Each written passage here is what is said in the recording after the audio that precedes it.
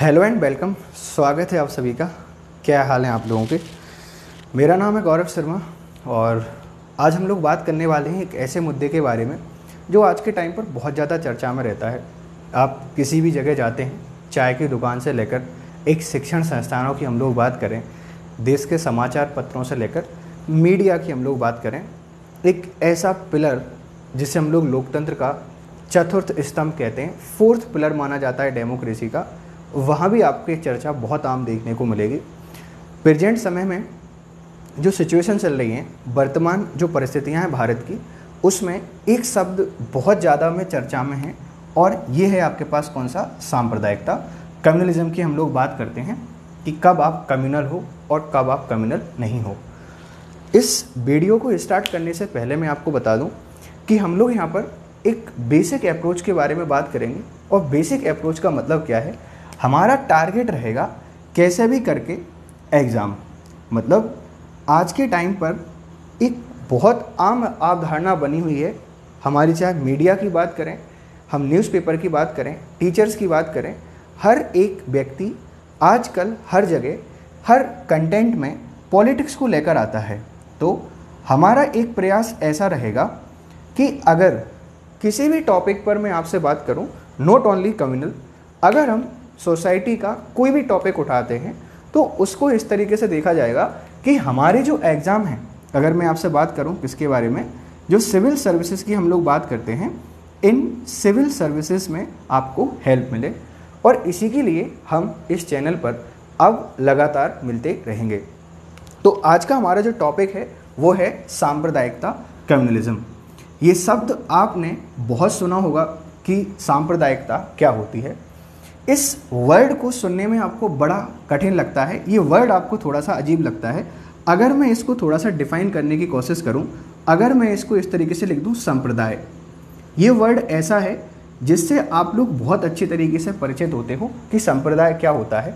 और अगर आपने संप्रदाय के बारे में नहीं सुना है तो एक शब्द से तो आप लोग बहुत अच्छे से परिचित हैं, और वो होता है आपके पास कौन सा, धर्म। ये तो आप लोगों ने सुन रखा है। धर्म क्या होता है एक अलग मुद्दा है, इस पे अलग वीडियो के साथ बात करेंगे।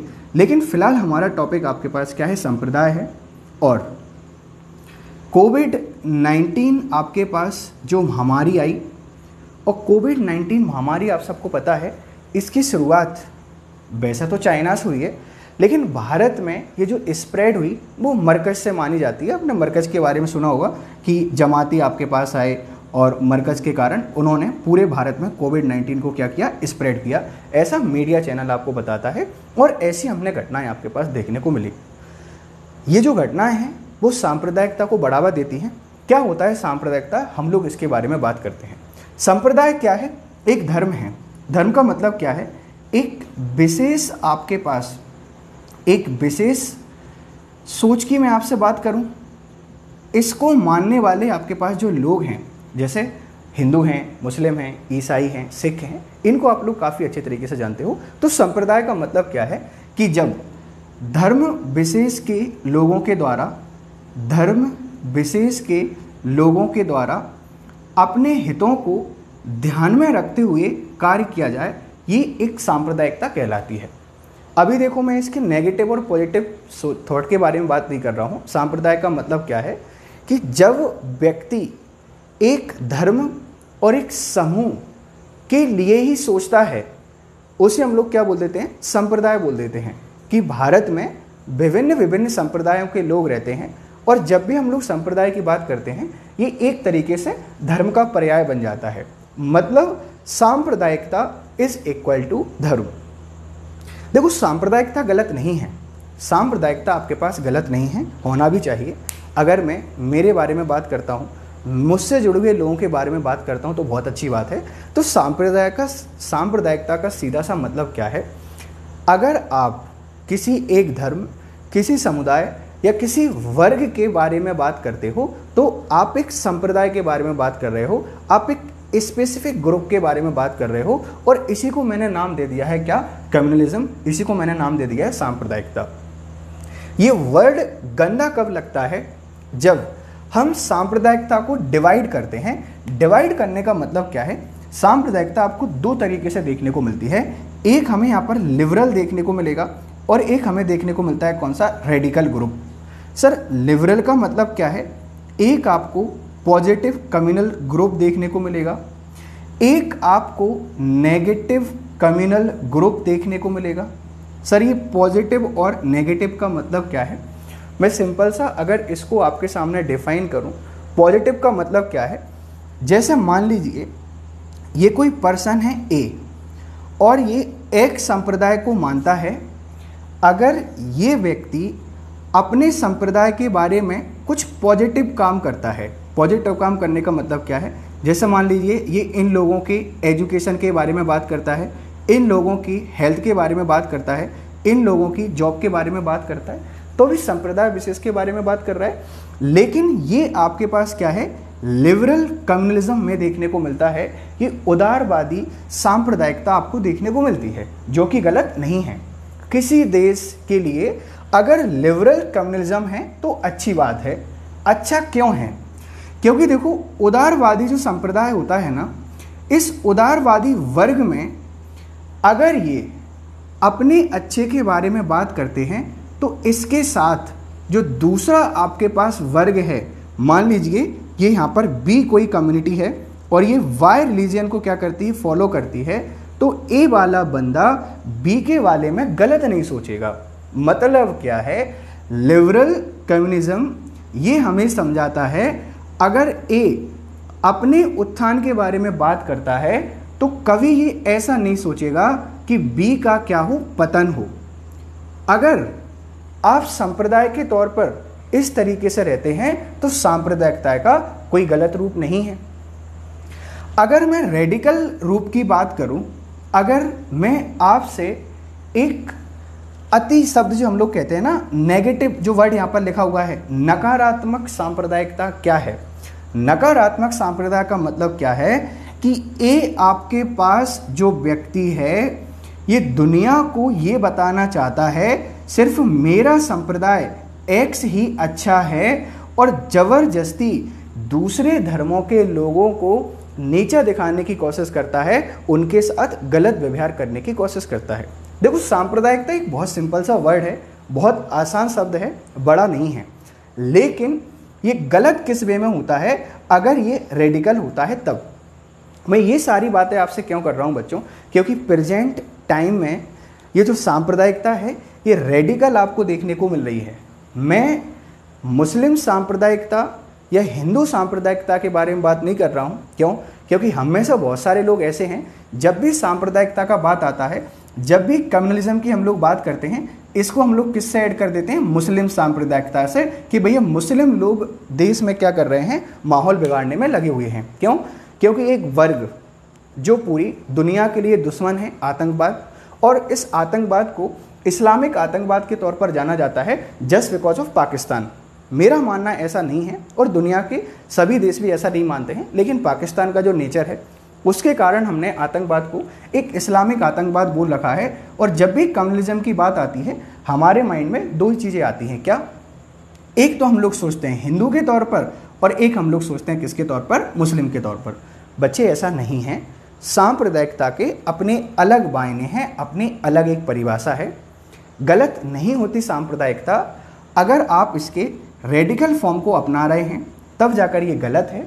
और अगर आप लिबरल फॉर्म पर काम कर रहे हैं, अगर आपका बे लिबरल है, तो सांप्रदायिकता या कम्युनलिज्म गलत यहाँ पर नहीं है। आई होप आप इस डेफिनेशन को समझ पाए होंगे। ये डेफिनेशन मैंने आपको समझाने की कोशिश की कि सांप्रदायिकता क्या होता है, कम्युनलिज्म क्या होता है। जैसा कि मैंने आपसे बोला, हम सांप्रदायिकता के बारे में बात करेंगे और वर्तमान संदर्भ मतलब हम भारत के बारे में बात करेंगे कि भारत में सांप्रदायिकता का जन्म कैसे हुआ और इसके क्या कारण हैं और सांप्रदायिकता को समाप्त करने के लिए क्या उपाय अपनाए जा सकते हैं।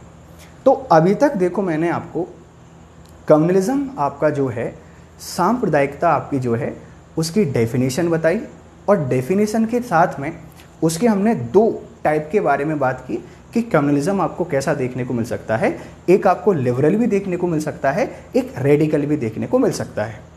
अब हम लोग बात करते हैं भारत के संदर्भ में अगर मैं आपसे इंडिया के कॉन्टेक्स्ट में बात करूं कि इंडिया में ये सारी चीज़ें आपको कहाँ से देखने को मिलती हैं, तो हम हिस्ट्री से टॉपिक को उठाने की कोशिश करते हैं। आप सारे बच्चे इतिहास को काफ़ी अच्छी तरीके से जानते हैं, इतिहास की समझ भी आप लोगों को काफ़ी ज़्यादा है।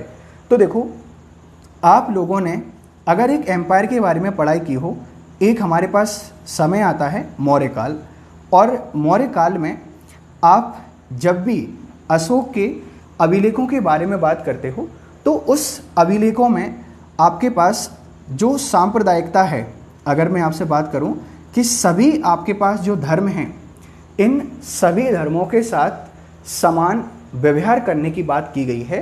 तो यहाँ से इसकी शुरुआत होती है और धीरे धीरे हमें ये अलग अलग रूप में देखने को मिलती है। मतलब प्राचीन काल में विभिन्न धर्मों के दो लोग रहते थे और यहाँ पर आपके पास जो सांप्रदायिकता होती थी वो कैसी चलती थी, आपके पास लिबरल सांप्रदायिकता आपको यहाँ पर देखने को मिलती थी। तो रेडिकल स्वरूप आपको कब देखने को मिला? जब भी हम लोग रेडिकल स्वरूप की बात करते हैं, जब भी हम नेगेटिव कम्युनलिज्म की बात करते हैं, प्रेजेंट कॉन्टेक्स्ट में आपको बात करना पड़ेगा। वर्तमान समय आधुनिक टाइम की हम लोग बात करते हैं, not only India, in the world. समझने की कोशिश करना बच्चों, ये टॉपिक सिर्फ भारत की परेशानी नहीं है, ये पूरी दुनिया की परेशानी है। कैसे पूरी दुनिया की परेशानी है, इसके बारे में हम लोग क्या करेंगे, बात करेंगे। तो देखो, मौर्य काल से इसकी शुरुआत होती है और लेटर आपने देखा होगा हम एक मुग़ल पीरियड के बारे में बात करते हैं। ये मुग़ल पीरियड की मैं आपसे बात करूं या हम लोग बात करें किसके बारे में, जो मराठा पीरियड हमारे पास है, इन मराठा पीरियड में आपने देखा होगा अकबर आपके पास आते हैं और अकबर के द्वारा एक धर्म चलाया जाता है। कौन सा? दीन ए इलाही धर्म। एक धर्म शुरुआत किया गया था, दीन ए इलाही धर्म, और दीन ए इलाही धर्म के द्वारा एक तरीके से सांप्रदायिक एकता का परिचय दिया गया था कि सभी लोग कैसे हैं, बराबर हैं, किसी का कोई अलग धर्म नहीं है, मानवता, ह्यूमैनिटी क्या है आपके पास सबसे बड़ी है।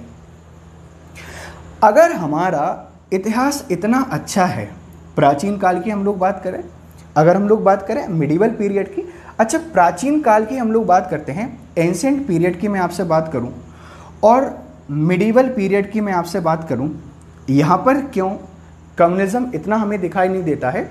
उसके पीछे सिंपल सा फैक्टर ये था कि देखो, ये वर्गों की एक दूसरे पर निर्भरता काफ़ी ज़्यादा थी। निर्भरता का मतलब क्या है? एग्रीकल्चर की मैं आपसे बात करता हूँ, कृषि, और एक हम लोग बात करते हैं किसके बारे में, ट्रेड के बारे में।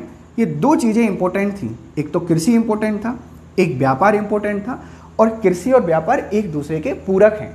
तो इनका निर्भरता रहती थी एक दूसरे पर। मतलब हिंदू मुस्लिम पर डिपेंड थे, मुस्लिम हिंदुओं पर डिपेंड थे। क्यों? हिंदू मोस्टली कृषि कर रहे हैं, मुस्लिम मोस्टली व्यापार कर रहे हैं। जिस एरिया में मुस्लिम कृषि कर रहे हैं वहाँ पर हिंदू क्या करते थे, व्यापार करते थे। मैं इन दो टर्मों के बारे में क्यों बात कर रहा हूँ? क्योंकि बच्चे ये दोनों ही क्या होती हैं, सबसे ज़्यादा सांप्रदायिकता के तौर पर या कम्युनलिज्म के तौर पर आपको देखने को मिलती हैं।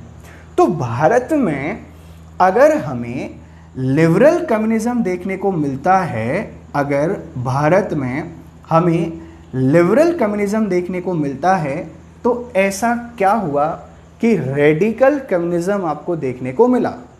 बच्चों, जब भी हम लोग रेडिकल कम्युनिज्म के बारे में बात करते हैं, जब भी हम लोग यहाँ पर जो नेगेटिव कम्युनिज्म है या जो सांप्रदायिकता है, इसके नकारात्मक स्वरूप की बात करेंगे, उसमें सबसे बड़ा रोल है ब्रिटिशर्स का। देखो, ब्रिटिशर्स भारत में आए और भारत में आने के बाद उनकी सबसे फेवरेट पॉलिसी थी डिवाइड एंड रूल। सबसे फेवरेट पॉलिसी थी डिवाइड एंड रूल। अच्छा, एक चीज़ याद रखिएगा, 1600 AD की हम लोग बात करते हैं, 1600 AD की हम लोग बात करते हैं। यहाँ British east India company Bharat में आती है और इसके बाद लगभग 1857 तक, 1857 तक आपको भारत में सांप्रदायिकता के बारे में कोई भी बातचीत देखने को नहीं मिलेगी। मतलब हमें रेडिकल जो सांप्रदायिकता है ये देखने को नहीं मिलेगा। मतलब शुरुआत कहाँ से होती है, समझने की कोशिश करना बच्चों। अभी तक मैंने आपसे बात की कि सांप्रदायिकता क्या है, आपके पास सांप्रदायिकता के टाइप कौन कौन से होते हैं। अगर हम लोग भारत के बारे में बात करें तो भारत में प्राचीन काल में या आधुनिक काल की मैं जब भी आपसे बात करता हूँ, चीज़ें काफ़ी सही चल रही थी, कोई दिक्कत नहीं था। लेकिन जैसे ही अंग्रेज भारत में शासन करना स्टार्ट करेंगे, वैसे ही धीरे धीरे वो सांप्रदायिकता के बीज बो देते हैं। और उसमें सबसे पहला जो आपके पास काम किया, वो काम किया 1857 का जो रिवॉल्ट है, 1857 की जो क्रांति है, इस क्रांति का पूरा जो क्रेडिट दिया ब्रिटिशर्स ने। देखो 1857 का रिवॉल्ट आप सबको पता है, 1857 की क्रांति, और इस क्रांति के बाद ही जो रेडिकल फॉर्म है कम्युनिज्म का इंडिया में, ये आपको देखने को मिलता है। मतलब क्या है, समझने की कोशिश करना। 1857 की क्रांति हुई, फर्स्ट रिवॉल्ट, याद कीजिए इतिहास का टॉपिक। अगर आपने 1857 को पढ़ा है तो मंगल पांडे जैसे व्यक्ति को आप लोग जानते हैं, इनके द्वारा अंग्रेजों के खिलाफ एक संयोजित तौर पर, मतलब एक यूनाइटेड तौर पर स्टार्ट किया गया पहला रिवॉल्ट था। अंग्रेजों ने यहाँ एक मीठा जहर घोला भारत के समाज में, और 1857 की जो क्रांति थी, इस क्रांति का पूरा क्रेडिट दे दिया किसको? मुगल्स को। मुगल्स की मैं जब भी यहाँ पर आपसे बात करता हूँ, मैं एक वर्ड यहाँ पर लिख रहा हूँ, कौन सा? मुस्लिम। बच्चे इसको रिलीजन से ऐड करने की कोशिश मत करना। मेरी सिंपल सी अप्रोच क्या है, आपको ये समझा पाऊँ कि भारत में रेडिकल कम्युनिज्म कैसे आया, भारत में नकारात्मक सांप्रदायिकता की शुरुआत कैसे हुई। जब अंग्रेजों ने पूरा क्रेडिट इसको दिया, तो आपके जो मुस्लिम शासक उस टाइम पर थे, अगर मैं आपसे बात करूं, सर सैयद अहमद खां, आपने देखा होगा सर सैयद अहमद खां के बारे में पढ़ा होगा। अलीगढ़ आपने जो मुस्लिम यूनिवर्सिटी है, इसके बारे में आप अगर जानते हैं तो सर सैयद अहमद खां के बारे में तो जानते ही होंगे। जब 1857 की क्रांति के बाद अंग्रेजों ने पूरा क्रेडिट मुस्लिम्स को दिया, तो सर सैयद अहमद खां को ऐसा लगा कि कहीं ना कहीं मुस्लिम उपेक्षित हो जाएंगे। क्यों? रूल तो ब्रिटिशर्स का ही रहना है। वो सर सैयद अहमद खां जो ऐसा कहते थे, हिंदू और मुस्लिम एक दुल्हन की दो आंखें हैं, इन्होंने इसके बाद जितने भी काम करना स्टार्ट किए, वो सारे के सारे प्रो ब्रिटिशर्स करना स्टार्ट कर दिया। मतलब ये अंग्रेजों के समर्थक हो गए, और ये सिर्फ इतना चाहते थे कि कैसे भी करके जो मुस्लिम्स और ब्रिटिशर्स के बीच में एक गैप आया है, एक खाई आई है, इस खाई को मैं क्या कर दूं, यहाँ पे कवर कर दूं। समझने की कोशिश करना। 1857 की क्रांति एक बहुत इंपॉर्टेंट फैक्टर बनती है भारत में, जो भी आपके पास आज़ादी के आंदोलन की शुरुआत हुई उनके लिए, और यहीं से भारत में रेडिकल आपके पास जो कम्युनिज्म है उसकी शुरुआत मानी जाती है। जब इन्होंने अपना रुख अंग्रेजों के फेवर में करना स्टार्ट कर दिया, मुस्लिमों का पूरा फेवर अंग्रेजों के साथ में जाने लगा, तो ब्रिटिशर्स काफ़ी अच्छी तरीके से समझ गए कि डिवाइड एंड रूल की पॉलिसी यहाँ पर आसानी से काम कर सकती है। और इसके बाद की कहानी तो फिर आप सबको पता है बहुत अच्छे तरीके से। क्या 1857 की क्रांति के बाद इनका रुख अंग्रेजों की तरफ हुआ। भारत में एक पार्टी आई, इंडियन नेशनल कांग्रेस, INC, जिसको बेसिकली सबने सवर्ण हिंदुओं की पार्टी बोला। और 1906 की घटना आप सबको पता है, जहाँ पर आपके पास जो मुस्लिम लीग है, इस मुस्लिम लीग की स्थापना हो जाती है। और इसकी स्थापना के साथ ही भारत में एक चीज़ फिक्स हो जाती है कि आज़ादी अब देश की नहीं है, आज़ादी अब दो वर्गों के बीच में चलने लगी है। हम लोग बात कर रहे हैं कैसे भारत में रेडिकल कम्युनिज्म आता है, कैसे भारत में आपके पास नकारात्मक सांप्रदायिकता आपको देखने को मिलती है, और इसको बढ़ावा देने में अंग्रेजों का, जिन्होंने लूटा और लूटने के बाद ऐसी समस्याएं छोड़ के चले गए कि आज भी हमारा देश इनसे क्या है, परेशान है। तो 1857 की क्रांति इसके पीछे फैक्टर है। 1906 का जो आपके पास मुस्लिम लीग है, ये भी इसके पीछे फैक्टर है। उसके बाद हम लोगों ने काफ़ी अच्छे काम करने की कोशिश की कि मुस्लिम लीग और कांग्रेस साथ में आए।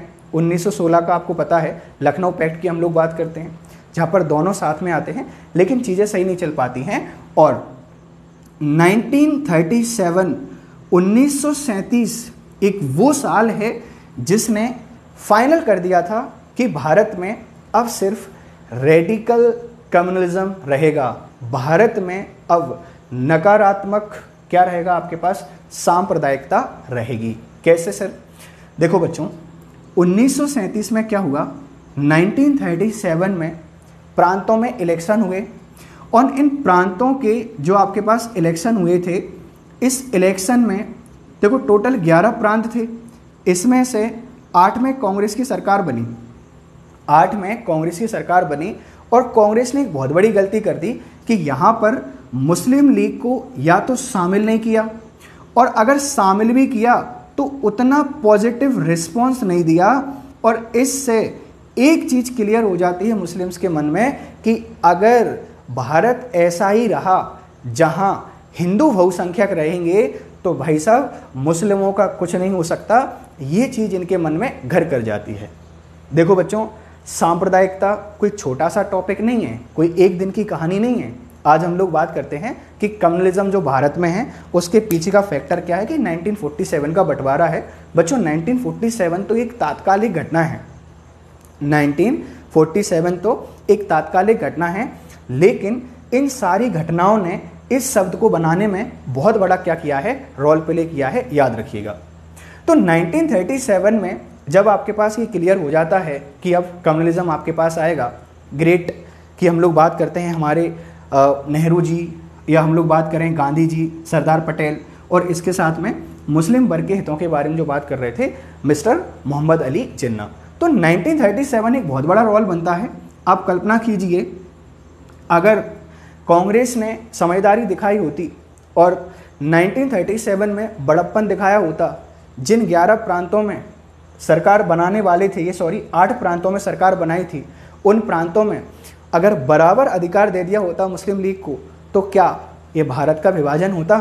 खैर ये एक अलग मुद्दा है, इस पर मैं एक अलग वीडियो के माध्यम से आपसे बात करूंगा। अभी हम लोग समझने की कोशिश करते हैं कि कैसे सांप्रदायिकता का विकास होता है भारत में।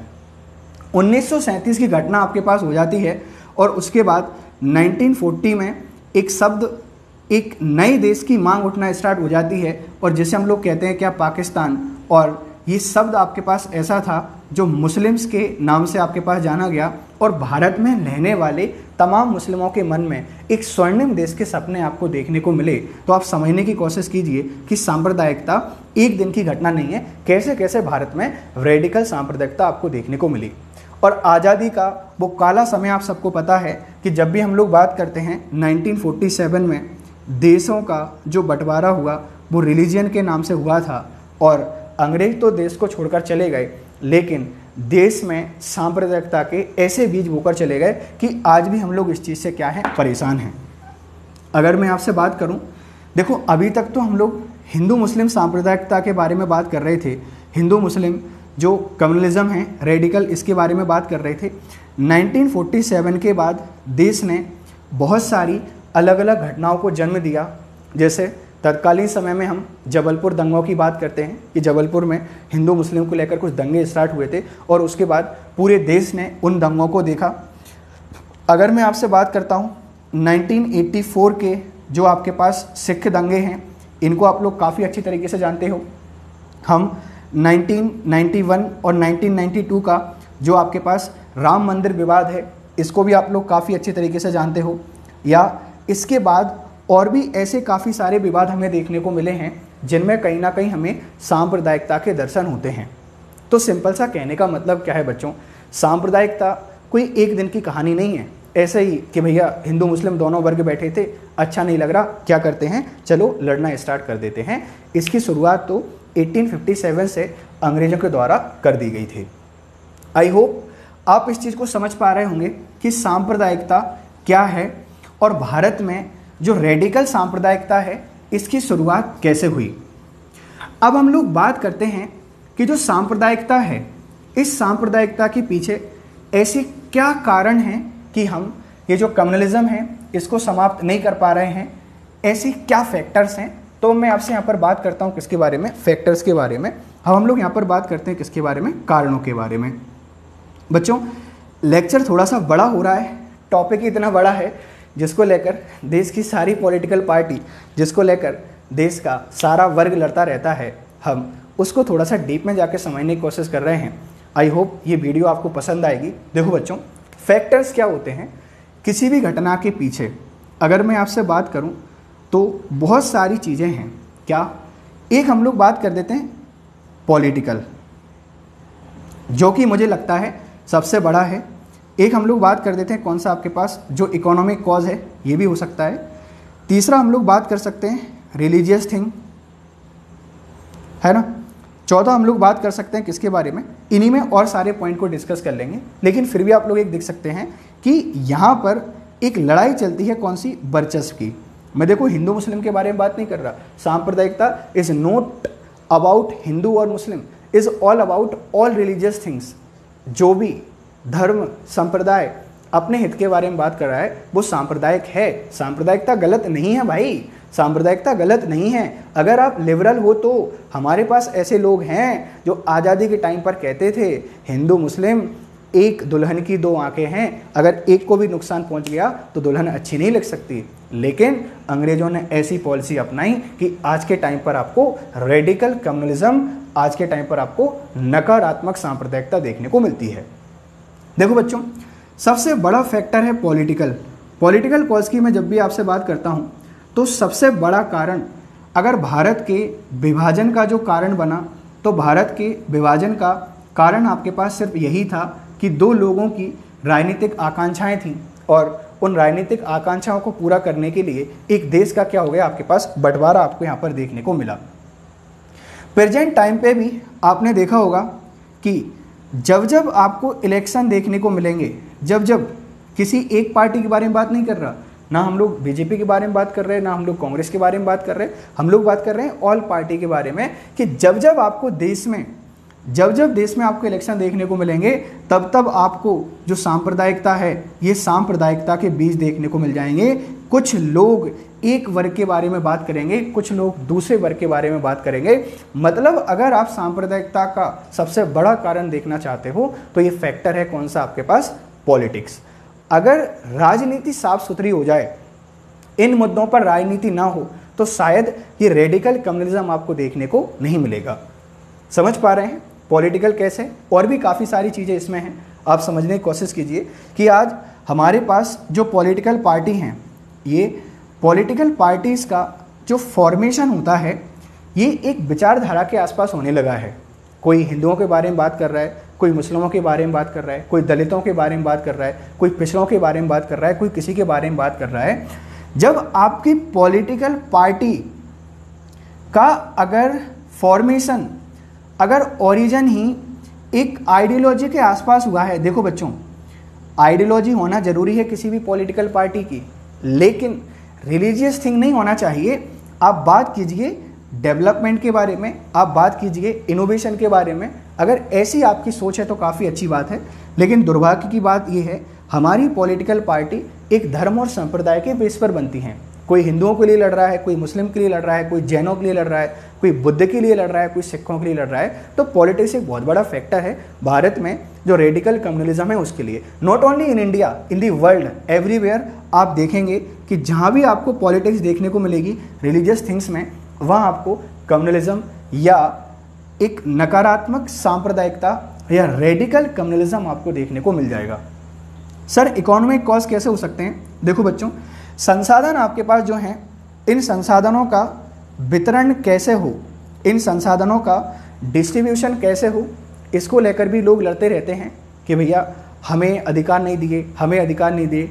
हिंदुओं की बात करूं, ये हिंदू लड़ने लगे हैं, मुस्लिम्स की बात करें, मुस्लिम लड़ने लगे हैं कि क्यों माइनॉरिटीज़ को राइट दिए गए हैं, क्यों आपके पास जो मेजोरिटी है इनको ज़्यादा राइट हैं। तो आर्थिक कारण भी बहुत बड़े होते हैं। लोगों को अपने आप को सर्वाइव करने के लिए, अपने परिवार को चलाने के लिए, भरण पोषण करने के लिए आर्थिक चीज़ों पर आपके पास क्या होते हैं, वो लड़ते हैं। तीसरा पॉइंट आपके पास क्या है, रिलीजियस थिंग्स। जब भी मैं आपसे रिलीजियस थिंग की बात करता हूँ, यहाँ एक बहुत बड़ा रोल प्ले करते हैं सो कॉल्ड धर्म के ठेकेदार। सो कॉल्ड धर्म के ठेकेदार का मतलब क्या है? आपने देखा होगा आज के टाइम पर बहुत सारे लोग आते हैं और अपने तरीके से धर्म की एक डेफिनेशन देकर जाते हैं।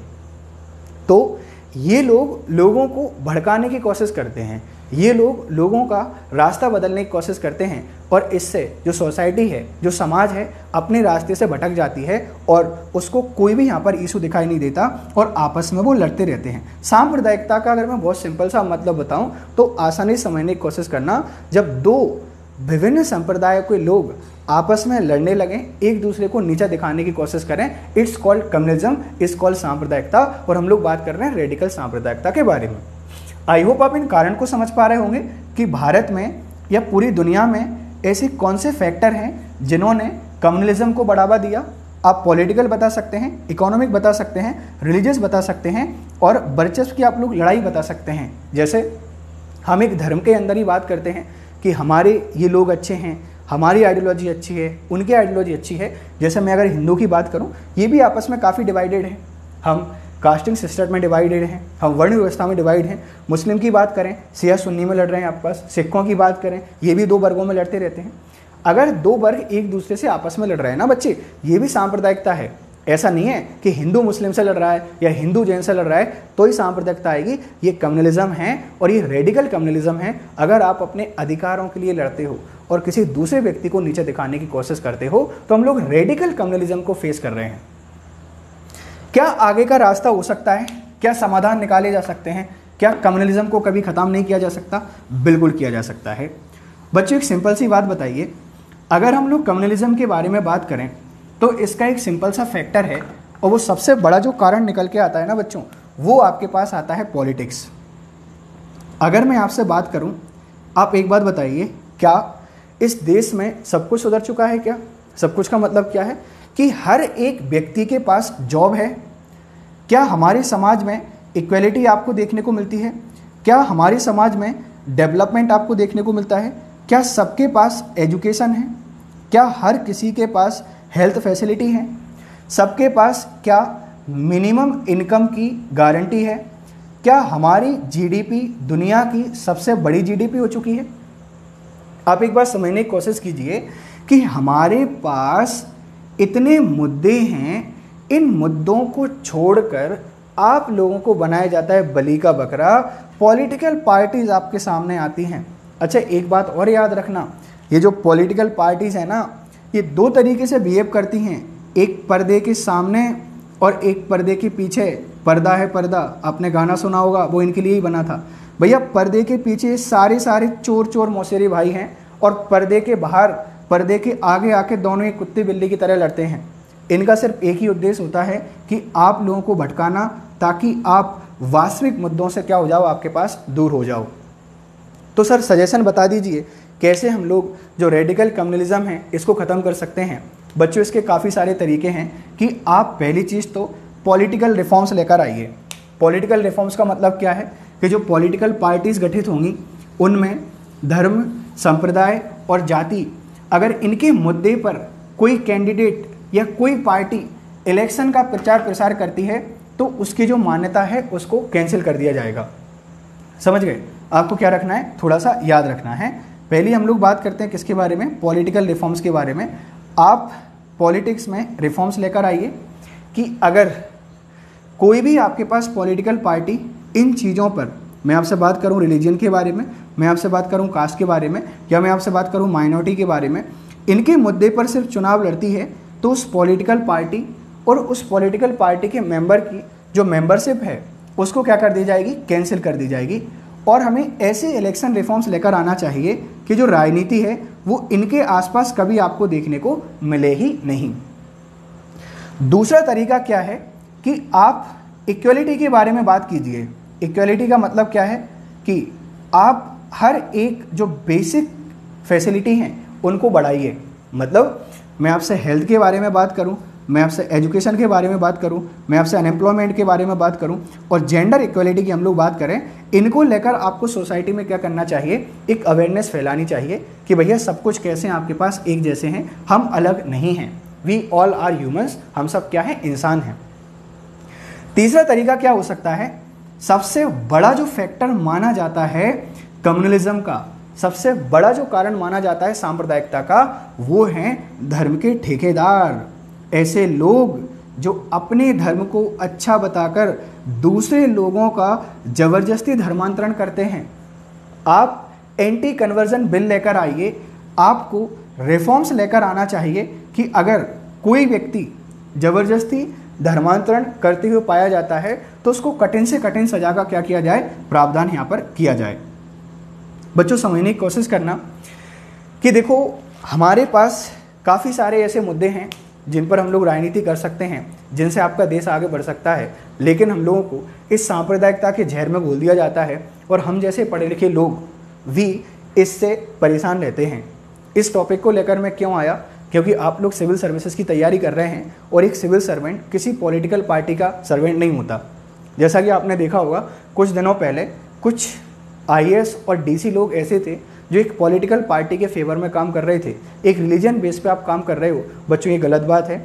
आपको देश के बारे में सोचना है, आपको देश के लिए काम करना है। आई होप ये जो कम्युनिज्म वाला टॉपिक है, सांप्रदायिकता वाला टॉपिक है, आपको पसंद आया होगा। अगर आपको वीडियो पसंद आती है आप अपने दोस्तों के साथ शेयर जरूर करें, है ना, और लाइक का बटन दबाकर हमें बताएं कि वीडियो आपको कैसी लगी। Thank you very much for discussion. Have a nice time. Good day.